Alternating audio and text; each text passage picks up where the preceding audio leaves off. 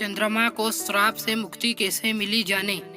चंद्रमा की सुंदरता पर राजा दक्ष की 27 पुत्रियां मोहित हो गई।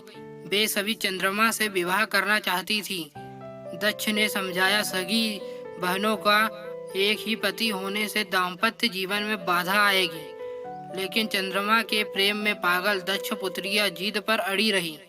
अश्विनी सबसे बड़ी थी।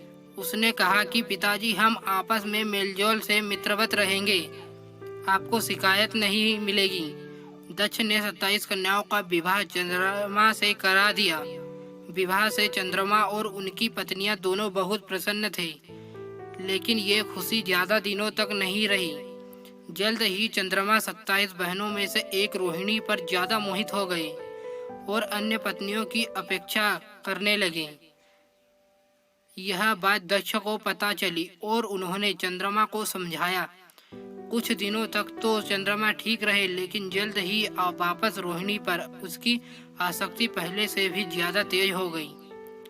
अन्य पुत्रियों के विलाप के से दुखी दक्ष ने फिर चंद्रमा से बात की, लेकिन उन्होंने इसे अपना निजी मामला बताकर दक्ष का अपमान कर दिया।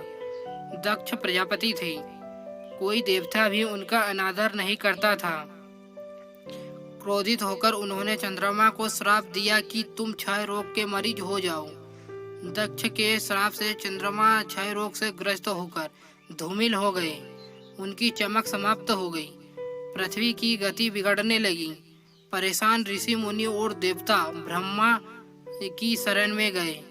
ब्रह्मा दक्ष के पिता थे, लेकिन दक्ष के श्राप को समाप्त कर पाना उनके बस में नहीं था। उन्होंने देवताओं को शिवजी की शरण में जाने का सुझाव दिया। ब्रह्मा ने कहा, चंद्रदेव भगवान शिव को तप से प्रसन्न करें। दक्ष पर उनके अलावा किसी का बस नहीं चल सकता। ब्रह्मा की सलाह पर चंद्रमा ने शिवलिंग बनाकर घोर तप आरंभ किया।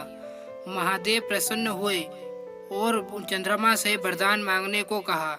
चंद्रमा ने शिवजी से अपने सभी पापों के लिए क्षमा मांगते हुए क्षय रोग से मुक्ति का वरदान मांगा। भगवान शिव ने कहा कि तुम्हें जिसने श्राप दिया है वह कोई साधारण व्यक्ति नहीं है। उसके श्राप को समाप्त करना संभव नहीं।